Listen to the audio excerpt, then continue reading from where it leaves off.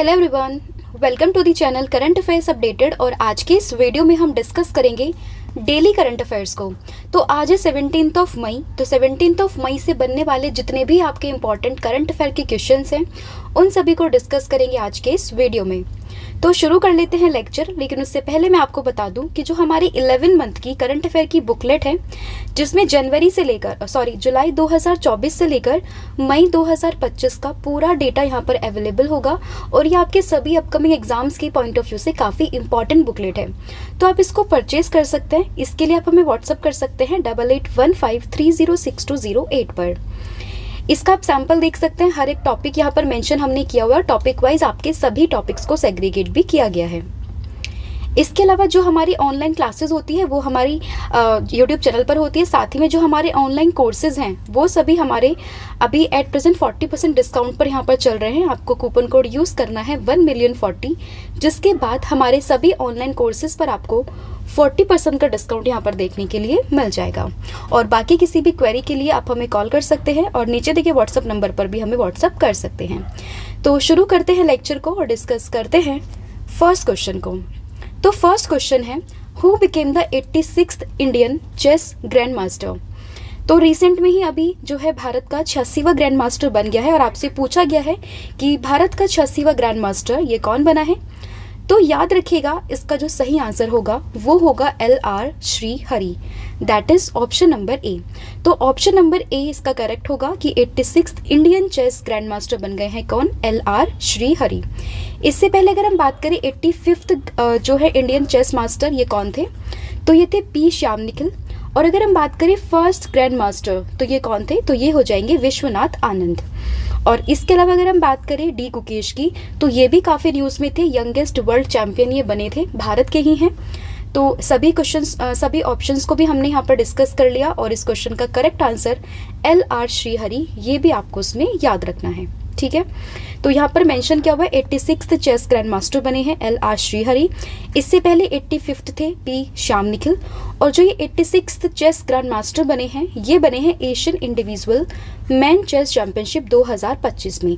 और ये कहाँ पर हो रही थी, तो ये हो रही थी UAE में। 6th से लेकर 15th ऑफ मई के बीच में इसको कंडक्ट किया गया और उसी दौरान LR श्रीहरि ये बन गए हैं क्या, 86th chess grand master of India.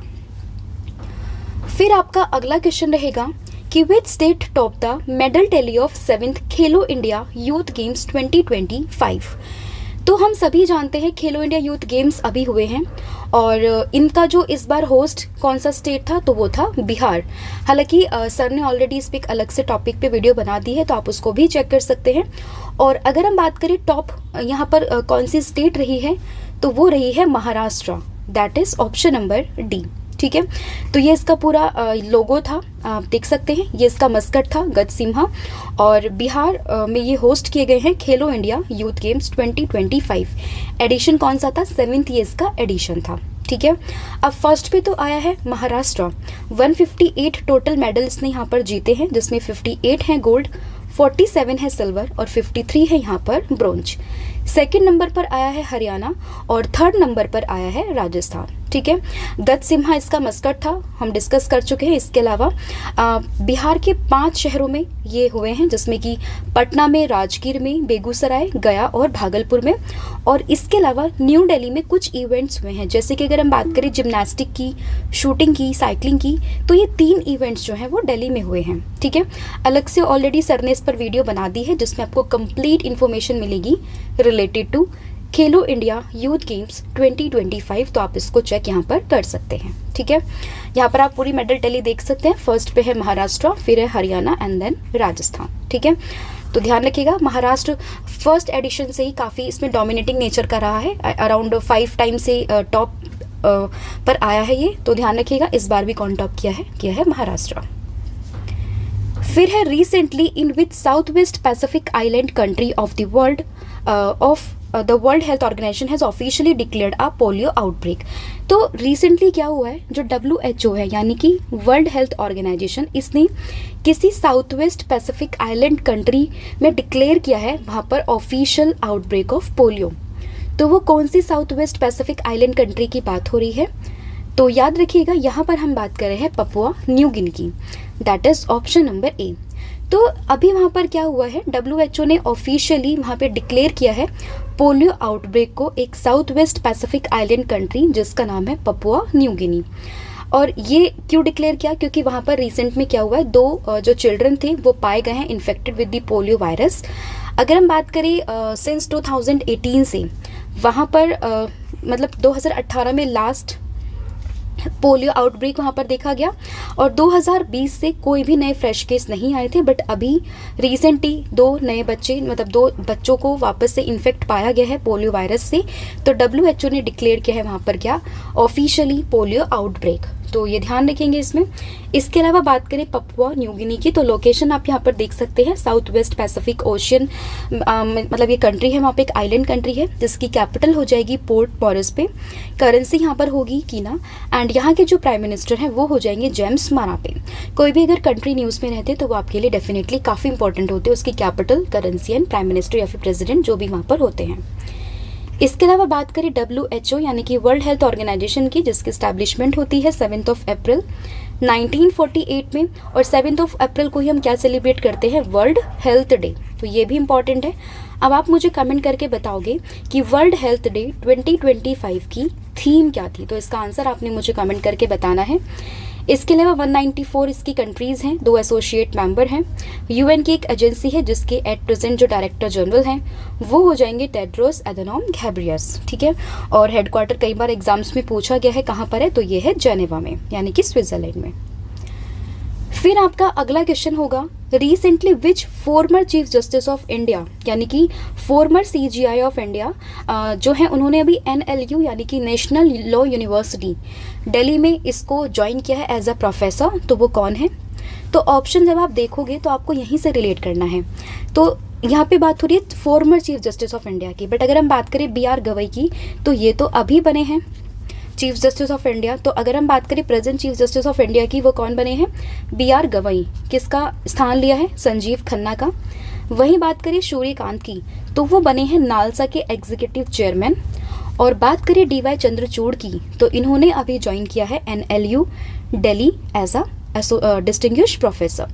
तो जो नेशनल लॉ यूनिवर्सिटी है उसको ज्वाइन किया है किसने, DY चंद्रचूड़ जी ने। तो ध्यान रहेगा ऑप्शन नंबर ए इसका यहाँ पर करेक्ट हो जाएगा। और ये 50th चीफ जस्टिस थे इंडिया के। इसके बाद इनके बाद जो आए थे वो थे संजीव खन्ना, और उनके बाद जो आए थे अभी जो प्रेजेंट है वो है BR गवई। तो ये भी इसमें आपने ध्यान रखना है। फिर है on 15 May a large scale integrated field exercise जिसका टाइटल है तीस्ता प्रहार, वो सक्सेसफुली कंडक्टेड बाय होम। तो तीस्ता प्रहार के नाम से जो एक एक्सरसाइज है उसको किसने यहाँ पर कंडक्ट किया, तो याद रखिएगा इसको जो कंडक्ट किया है वो किया है इंडियन आर्मी ने, that is option number A. तो याद रखिएगा 15 मई को जो large scale integrated field exercise है तीस्ता प्रहार, इसको कंडक्ट किया है किसने, इंडियन आर्मी ने। On it is demonstrated operational readiness and coordination between combat and support forces in riverine areas, मतलब जो रिवराइन एरियाज है वहाँ पर ये कराई गई थी। और इसका जो बेसिक फोकस था ये था on combat coordination among infantry, artillery, armed corps, para special forces, engineers and other arms. तो बेसिकली एक यहाँ पर ये एक्सरसाइज करवाई गई है किसके द्वारा, इंडियन आर्मी के द्वारा। ये इंपॉर्टेंट यहाँ पर बन जाता है जो कि आपने इसमें याद रखना है। फिर है recently former president of which country, जिनका नाम है Jose Mujica, passed away at the age of 89। तो किस देश के फॉर्मर प्रेसिडेंट हैं जोस मोजिका, जिनकी अभी डेथ हुई है और एज थी उनकी 89। तो याद रखिएगा ये हो जाएंगे यूरुग्वे के प्रेसिडेंट, फॉर्मर प्रेसिडेंट, नाम है इनका Jose Mujica, that is option number D, ठीक है। इनको जो यूरुग्वेंस थे वो कुछ यूरुग्वेंस इनको पेप के नाम से भी जानते थे।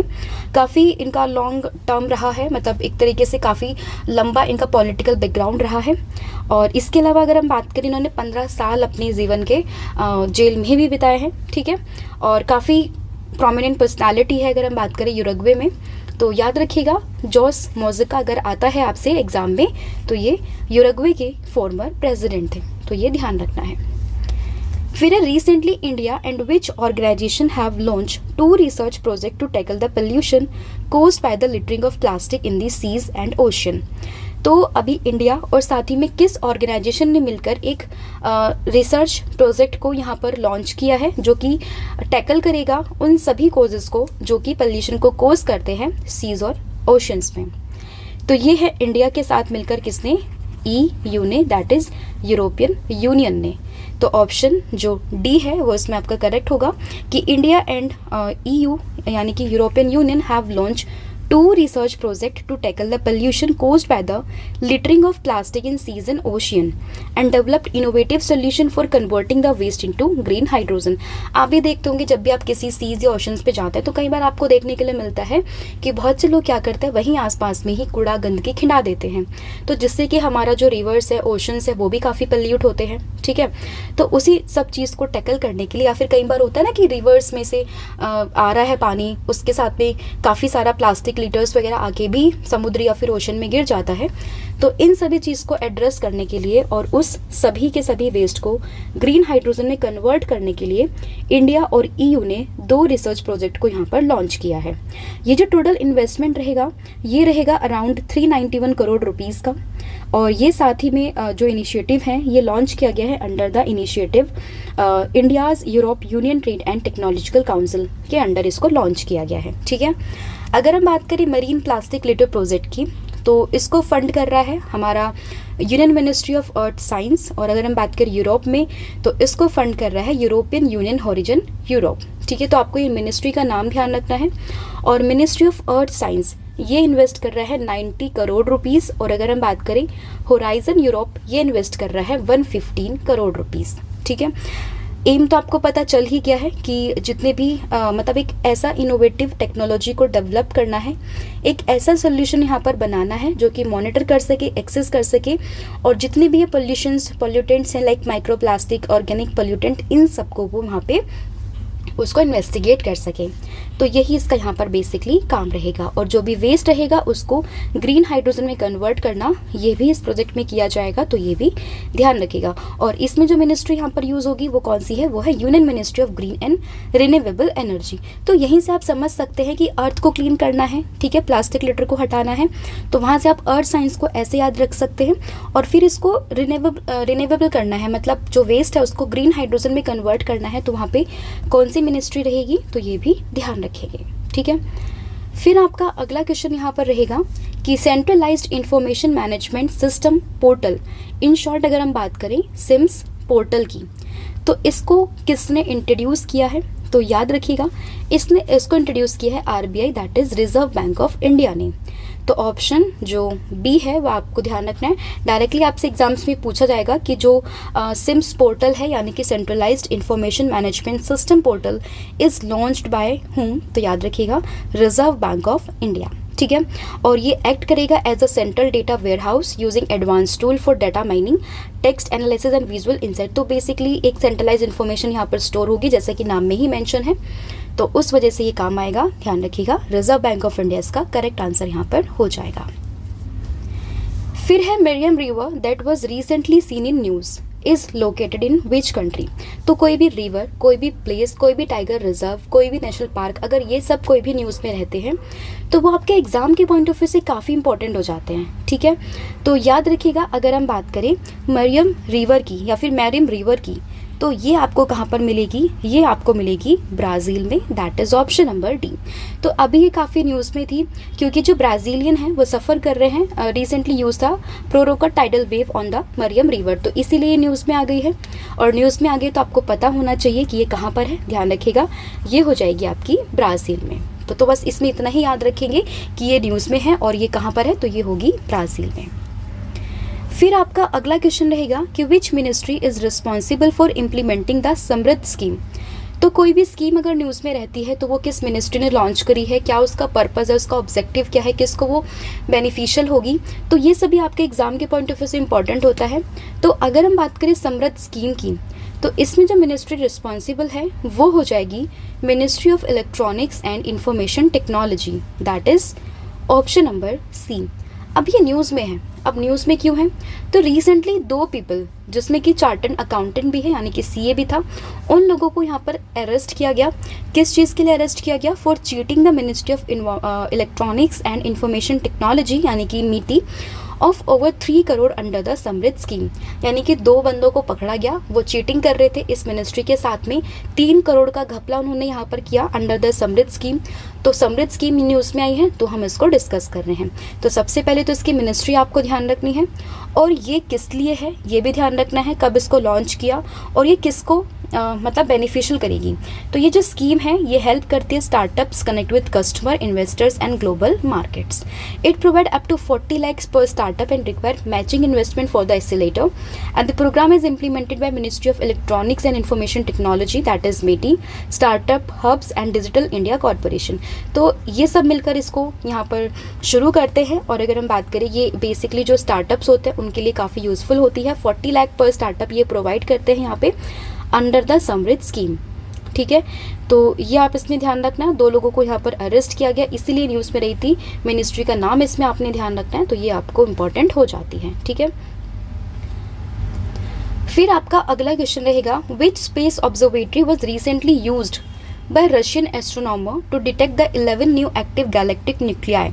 तो साइंस एंड टेक का सीधा सा क्वेश्चन है और आपसे पूछा गया कि अभी रशियन एस्ट्रोनॉमर है, उन्होंने 11 न्यू एक्टिव गैलेक्टिक न्यूक्लियाई को डिटेक्ट किया है एक ऑब्जर्वेटरी के थ्रू, और आपको पूछा गया कि वो ऑब्जर्वेटरी कौन सी है।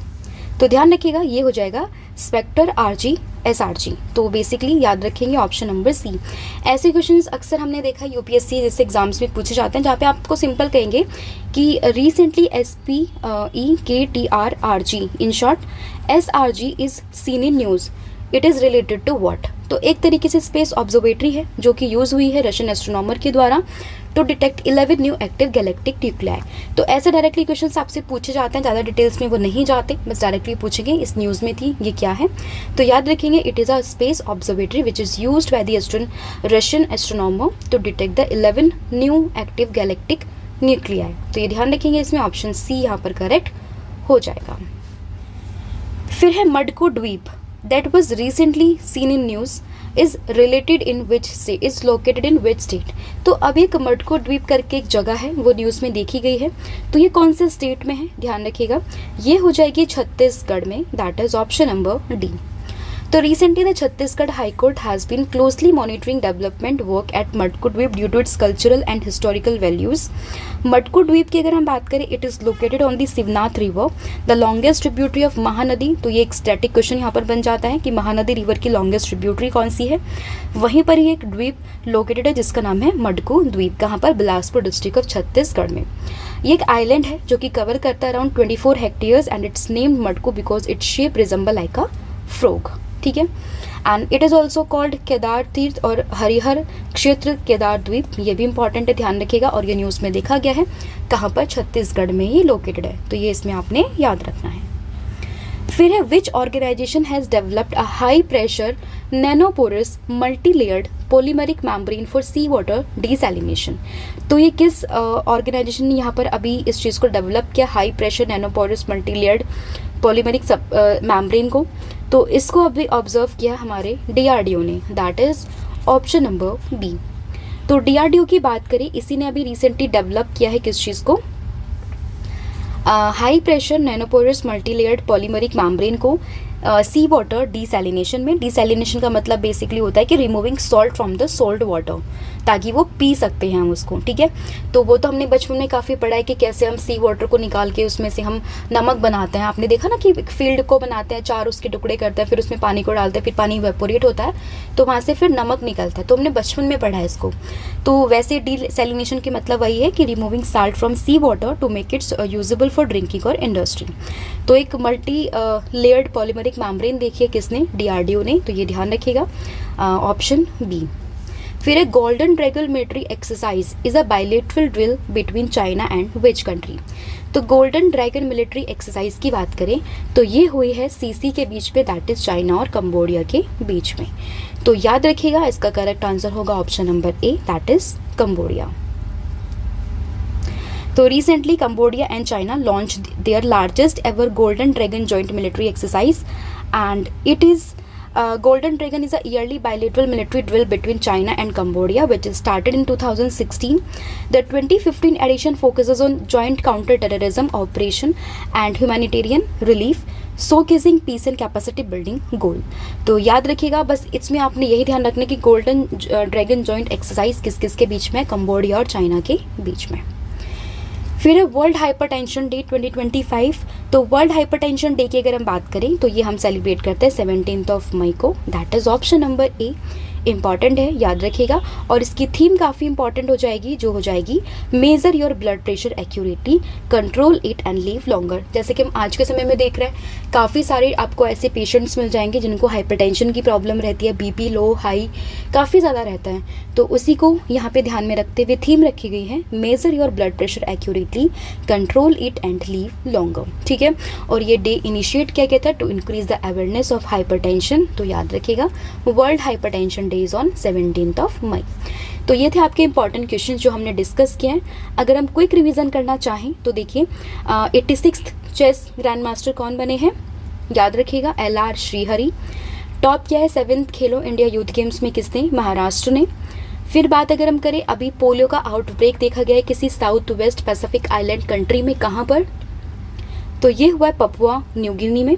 इसके अलावा बात करिए, जो फॉर्मर हमारे DY चंद्रचूड़ जी हैं, चीफ जस्टिस ऑफ इंडिया, उन्होंने एक यूनिवर्सिटी ज्वाइन की है, नेशनल लॉ यूनिवर्सिटी दिल्ली में एज अ प्रोफेसर। इसके अलावा 30वां प्रहार ये किया इंडियन आर्मी ने। जोस मोजिका किसी देश के फॉर्मर प्रेसिडेंट थे, किस देश के थे, उरुग्वे के थे, जो कि अभी यानी कि इनकी डेथ हो चुकी है। इसके अलावा प्लास्टिक को लिटरिंग को मतलब पोल्यूशन को लेकर इंडिया ने किसी के साथ में मिलकर 2 रिसर्च प्रोजेक्ट को लॉन्च किया, जिसमें आता है नाम किसका, यूरोपियन यूनियन का। इसके अलावा बात करें, SIMS portal that is centralized information management system, ये लॉन्च किया किसने, RBI ने। इसके अलावा बात करें मरीम रिवर की या फिर मरियम रिवर, ये देखी गई है कहाँ, ये है कहाँ पर, ब्राज़ील में, अभी न्यूज़ में देखी गई है। समृद्ध मिनिस्ट्री, अभी हम रिकॉल करेंगे 2 लोगों को पकड़ा गया, किसके अंदर आती है, मैटी यानी कि ministry of electronics and information technology के अंडर ये आती है। अभी रिसेंटली हमने SRG कुछ स्पेक्ट्रल RG देखा, वो क्या था, तो एक स्पेस ऑब्जर्वेटरी है जो कि रशियन एस्ट्रोनॉमर ने यूज़ की है। इसके अलावा मडकू द्वीप कहाँ पर है, तो ये है छत्तीसगढ़ में। इसके अलावा बात करें, एक सी वाटर डिसैलिनेशन के ऊपर एक पॉलीमरिक मेम्ब्रेन देखी गई है, किसके द्वारा, DRDO के द्वारा। Golden dragon military exercise between CC that is China and Cambodia. और इसके बाद वर्ल्ड हाइपरटेंशन डे की अभी हमने डिस्कस किया 17 मई को। तो ये आपका क्विक रिवीजन भी हो चुका है। सब्जेक्ट वाइज सीरीज़ की बात करें तो आप इसको भी देख सकते हैं, सभी सब्जेक्ट के MCQs आपको यहाँ पर मिलेंगे टॉपिक वाइज। तो इसके लिए भी आप हमें कॉन्टैक्ट कर सकते हैं नीचे देखिए व्हाट्सअप नंबर पर। इसके अलावा combo offer current affairs static GK 1000 MCQ की सीरीज़ ये आपको मिलेगी। अगेन कोई भी क्वेरी हो आप हमें व्हाट्सअप कर सकते हैं, हमारा एप्लीकेशन भी डाउनलोड कर सकते हैं, देवर्षी अवस्थी के नाम से आपको मिलेगा। और 40% का डिस्काउंट का जो ऑफर चल रहा है इसको अवेल करना ना भूलें। तो आज के लिए thank you so much, have a good day, wish you all the very best, thank you.